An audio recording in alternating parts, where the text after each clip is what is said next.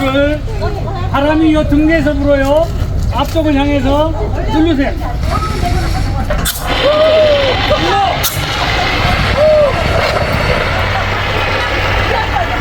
됐어. 불 참아야 돼.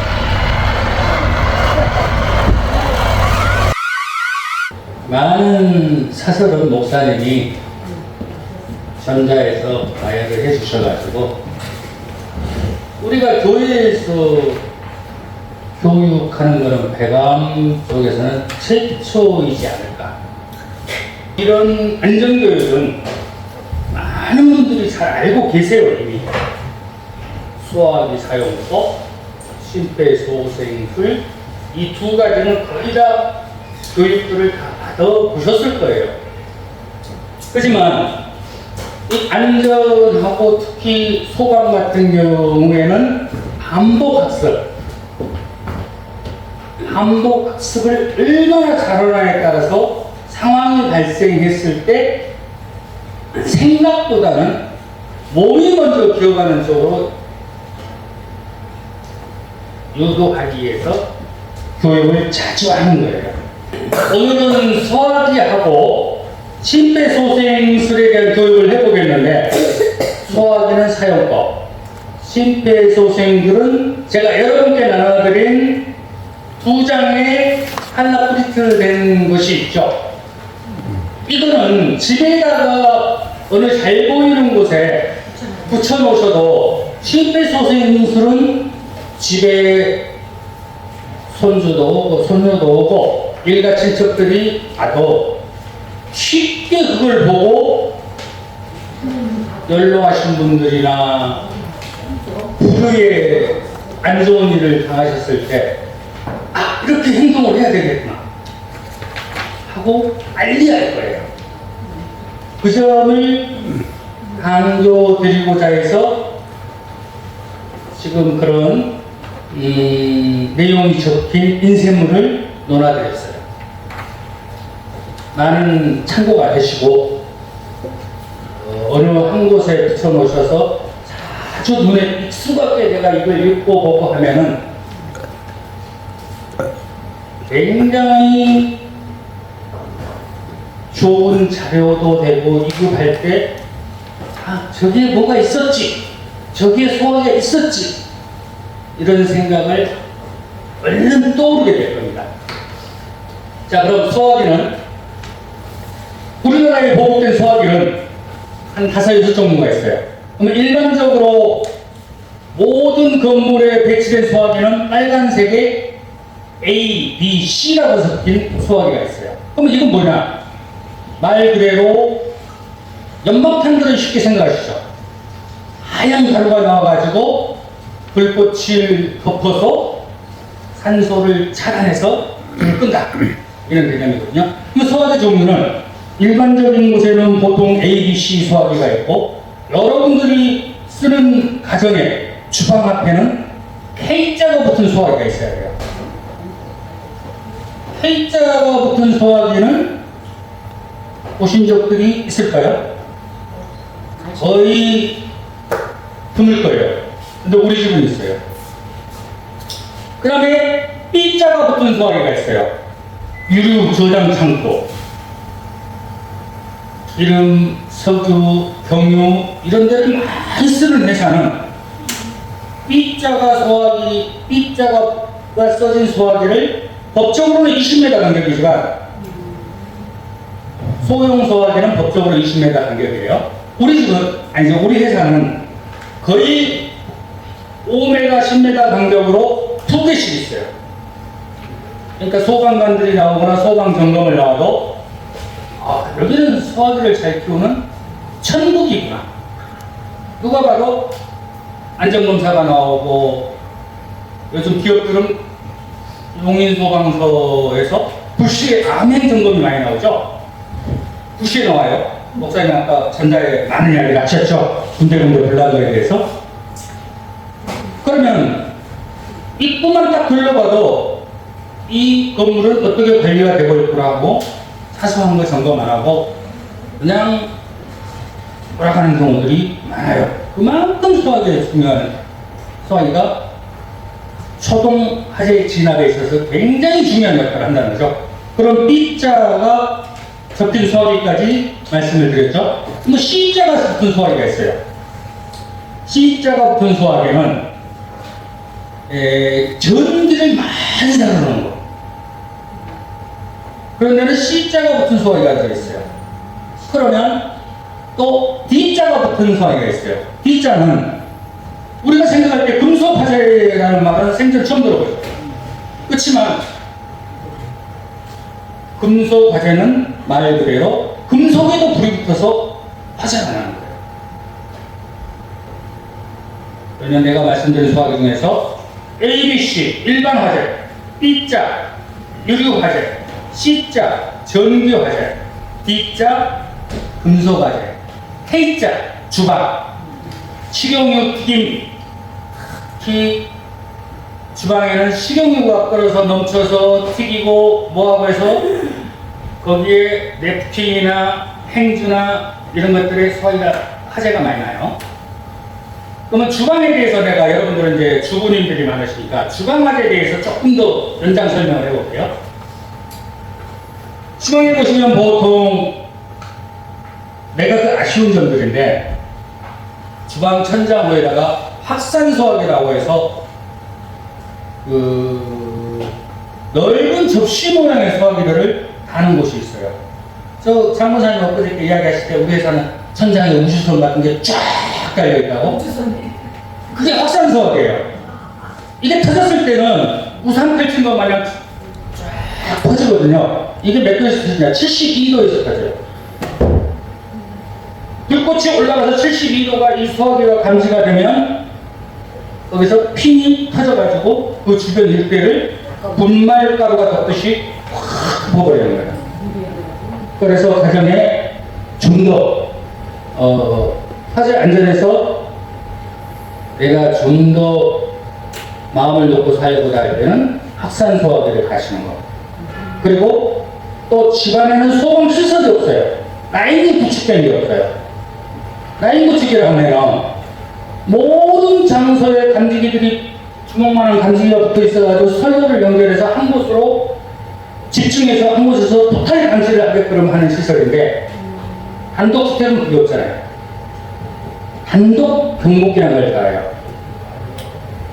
커피잔 4분의 1 크기의 납작한 거를 천장에다 딱 달아놓는데 내가 애출해서 돌아가서 방문을 딱 열었을 때 경복에서 삐삐삐 소리가 난다든지 뭐 삐삐삐 소리가 난다든지 그러면 집안에 가스가 퍼져 있다든지 열이 많이 발생하고 있다든지 쉽게 느낄 수가 있죠. 그래서 주방에 일반 가정에 주방 상단에 확산 소화기 그리고 거실이나 이런데 단독 경보기 이를 달아주시면 굉장히 심적으로 안정이 되겠죠. 근데 그런 거는 안 하고 송템이라 해가지고 집에 CCTV를 설치해가지고 집안 내부에 좀 표현을 거칠어도 이해를 해주세요. 강아지 새끼가 잘 노는지 뭐가 잘 노는지 이런 건 감시를 해요. 그거 감시할 바에는 그 돈 들이려면 나는 그렇게 하죠. 나는 이쪽 방향이니까 그렇게 생각할 수밖에 없죠. 그렇게 해야죠. 자, 그러면 소화기는 모든 소화기가 쉽게 이야기하면 분말가루가 터져나와서 화재를 차단해서 덮었다 이거야. 근데 소화기를 터뜨리고 나면 여러분 귀한 재산, 귀한 물건에 온통 먼지가 쌓이듯이 다 쌓여버리죠. 이걸 해결할 방법이 뭐냐 이거야. 하원가스 소화기가 있어요. 그러면 앞전에 말씀드린 소화기 내구성이 10년이에요. 10년 되면 교체를 하든지 재검사를 받아야 돼요. 근데 할론 소화기는 가스 충전식이기 때문에 무색 무치. 이 색깔이 안 남는다는 얘기죠.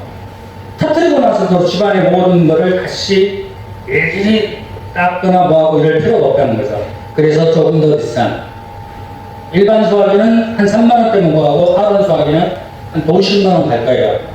대신 반영구적이요. 더 패스에 목만 안 쓰면 반영구적으로 쓸 수 있어요. 그래서 하돈 수화기를 꼭 해놓으시고, 그러면 수화기는 어디에 넣을까? 넣는 장소. 수화기를 놓으라고 줬더니 눈에 보기 싫다고 구석탱이. 어디서 났어요? 구석탱이. 그렇죠.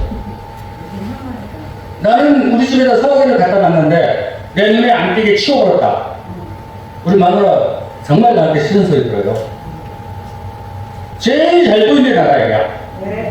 그리고 거실 문하고 제일 가까운데, 그리고 여유가 있다면 거실 바깥에 놓으라. 또 하나 놓고 안에도 하나 놓고 2층이 있다면 2층 계단 밑에도 하나 놓으라는 거야. 들어가는데 저희 왜 그러냐? 돈 나는데 그거 가지러 가요? 웃기는 개소리야 그냥. 내가 바로 들고 뛰어다닐 수 있는 그 자리, 항상 눈에 띄는 곳에 놓고 제일 신주단지 모시듯이 오셔라 이거야. 그걸 사용할 일이 있으면 안 되죠. 근데 지금 수화기 내용하고 수화기의 종류하고 이렇게 설명을 드렸어요. 이제 수화기 사용법.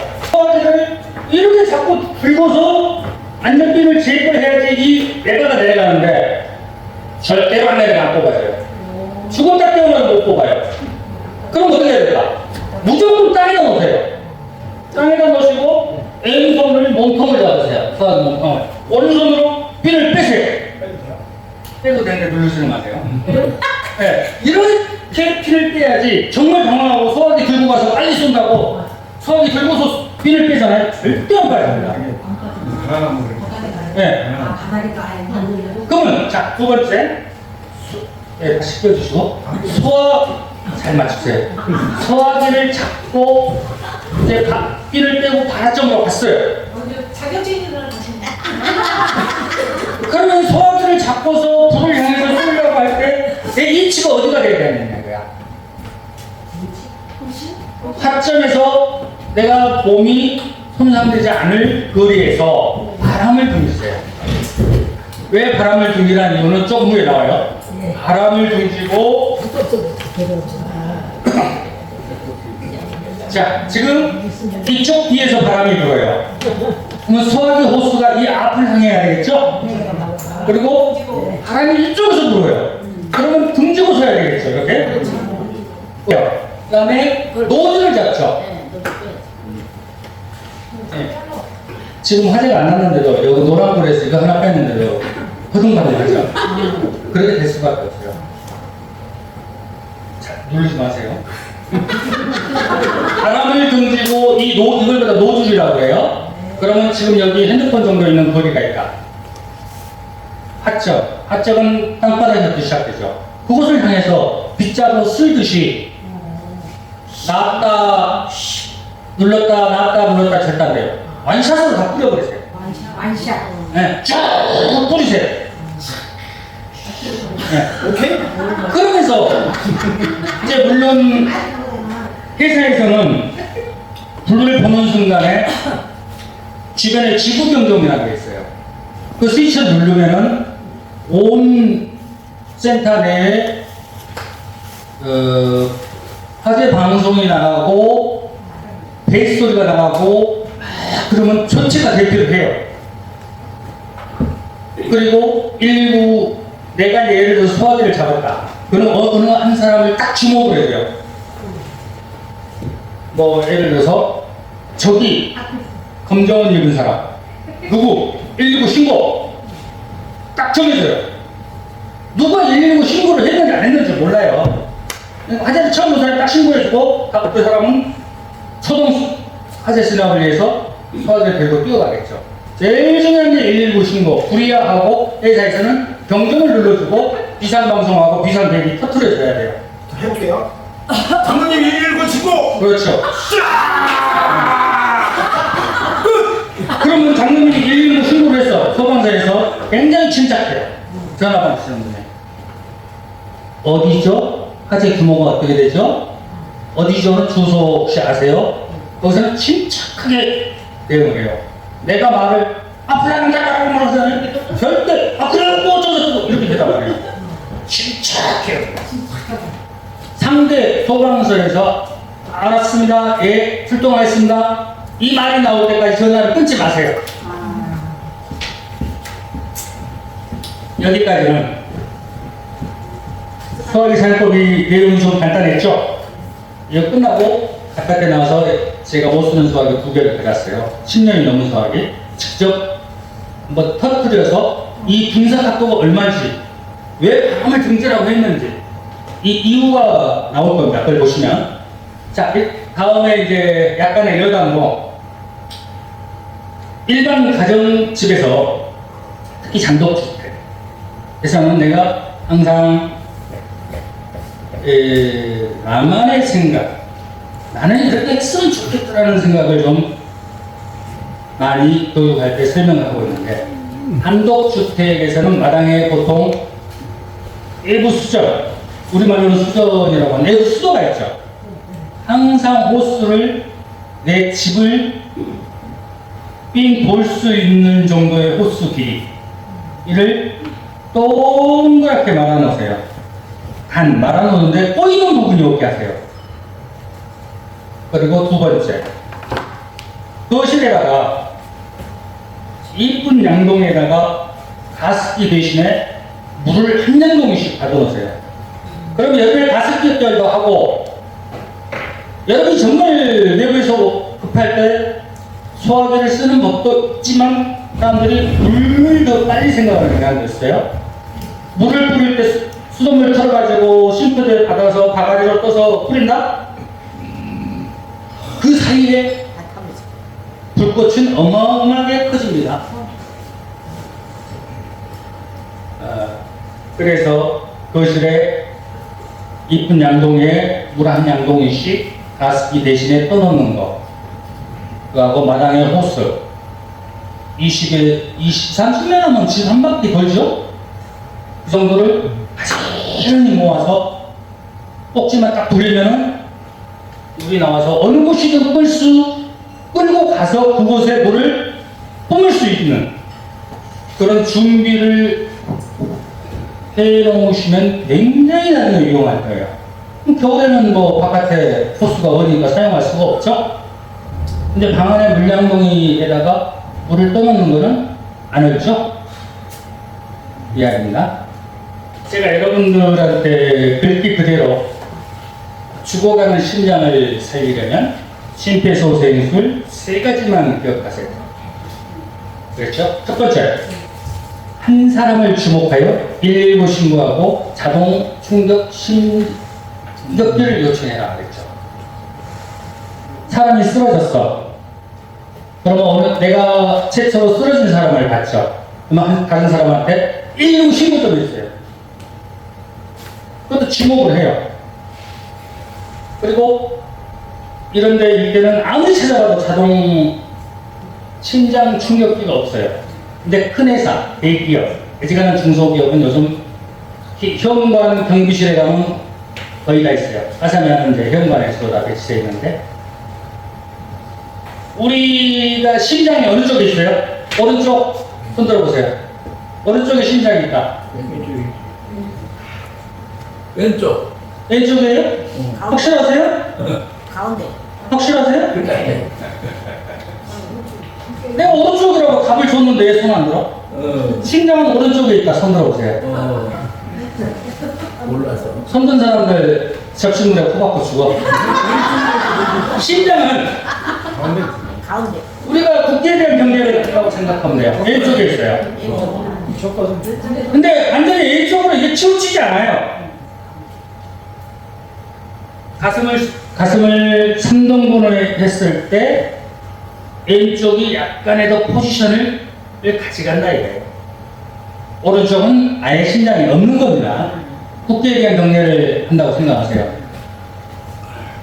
가운데와 왼쪽을 걸쳐서 있어요. 그렇기 때문에 두 번째 보시면 가슴의 정중앙을 압박하라고 되어 있죠. 이게 완전한 해석을 하면 정중앙이 아닌데, 그냥 가슴의 정중앙을 압박하세요 하면 여러분 뒤에 쏙 들어오죠. 그래서 그렇게 되는 거예요. 자, 그러면 소순으로 할 때는 이 깍지를 끼세요. 깍지를 끼고 이 손목에 굽어주면 안 돼요. 그럼 정중앙 여기죠. 여기를 계속 30배씩 누르세요. 근데 이렇게 어깨를 오므렸다 팔꿈치가 오므렸다 폈다 해서 누르는 게 아니고 내 상체가 움직이세요. 하나, 둘, 셋, 넷, 다섯, 여섯, 일곱, 여덟. 그러면 힘들어요. 굉장히 힘들어요. 여러분들 쉬울 것 같죠? 네. 그 다음 사람이 또 그거를 하려고 준비를 해줘야 돼요. 그러면 언제까지 해야 되느냐? 네. 살리고 안 살리고는 119가 오기 전에도 결정이 날 수가 있는데, 그래도 119가 우리나라 굉장히 빨리 와요. 119가 도착할 때까지 하세요. 그러면 제일 첫 번째 수술을 하고 나가야 될 부분을 안 한 게 뭐냐? 사람이 쓰러졌어요. 그럼 저 사람이 심장이 멈춰서 쓰러졌는지 아니면 그냥 잠깐만 표현이 안 나는데, 사람이 딱 쓰러지면은 우선 가서 제일 빠르게 털에다가 손을 가만히 대보시고 얼굴 닦아 이렇게 대보세요. 그리고 톡톡톡 두들겨보세요. 의식 있는지 없는지. 그럼 그거에 대해서 판단을 좀 해주시고, 또 텔레비나 어디에서 가끔 보면 쉽게 얘기하면 배꼽 있는 데를 움켜쥐고 의외로 막 들었다 놨죠. 그리고 등 뒤에서 약간 엎드리라고 하고 등을 쳐대죠. 이거는 굉장히 난이도가 있는 하이리법이라 해서 목에 급체, 사탕 먹다 걸렸다든지 떡 먹다 걸렸다든지 급체를 했을 때 사용하는 거예요. 그건 하이리법이에요. 좀 난이도가 있어요. 여러분들이 하시면.